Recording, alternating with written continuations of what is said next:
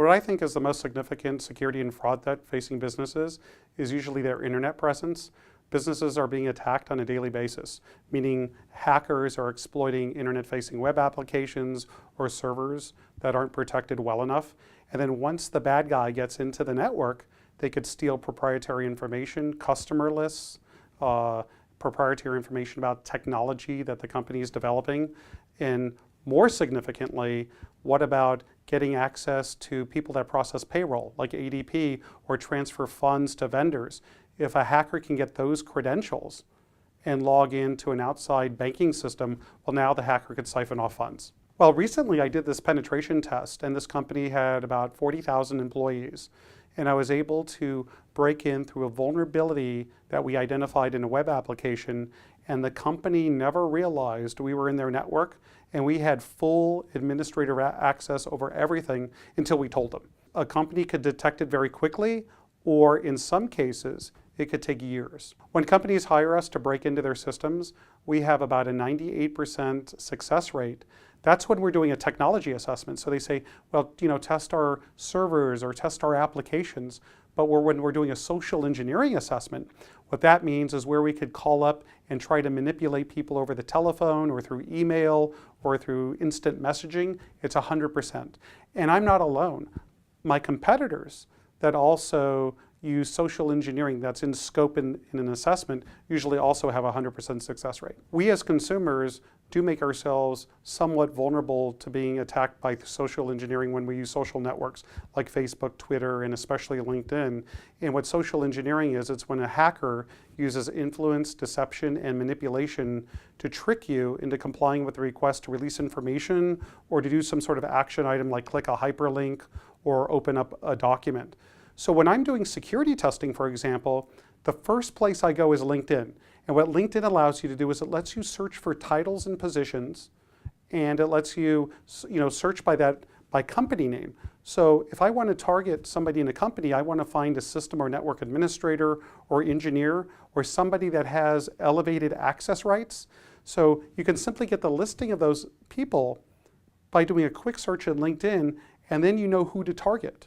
And the way you establish a rapport is knowing more about your target. So people talk about their hobbies, their interests, the schools they attended, what type of work they do. And they talk about these things on social networks, and it's all public. And then the attacker could leverage this information to build credibility and trust to deceive you. I think we're having a significant increase, and especially it's being reported in the media, where companies are being breached and their proprietary information about their customers and vendors are being exposed. Because unfortunately, we now have a group of attackers, namely anonymous, that are breaking into companies, and they want to send a message, and what they're doing is they're exposing their confidential data.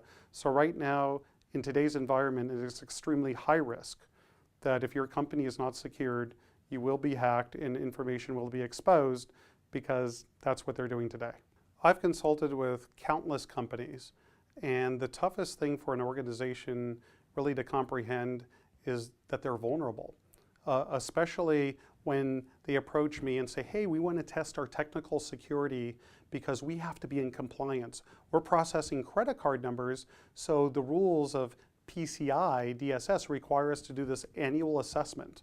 And they're thinking more about compliance, and they're not really comprehending the whole holistic picture about security. So one of my toughest challenges is actually trying to explain the threat of social engineering to a company and explaining how effective and easy it is for the bad guy, because that's where most of the attacks are happening, and we read about them on the internet, and we hear about them on the radio and in the TV. These are where the attacks are focusing today. So it's really hard to get companies to comprehend that the hacker is going to go after the weakest link in the security chain, and that's usually your people. Well, usually I'm not speaking with the CEO of a company. Usually the CISO or the CIO, or even people that are delegated with security and network issues, reach out to our company for a security assessment. So it never really reaches their level, unfortunately. I would say that they have that illusion of invulnerability, that it's not going to happen to us. We don't have valuable information an adversary would want. They're not thinking about, well, they can get into your network and use it as a springboard to break into another company. I just did a security assessment for a company, and they had an internet-facing web application.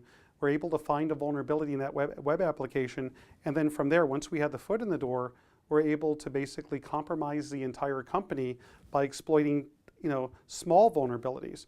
And when we finally exposed our findings to the company, they were actually shocked. They couldn't believe it, because they set up this web application in a container, and they figured this container is like a vault.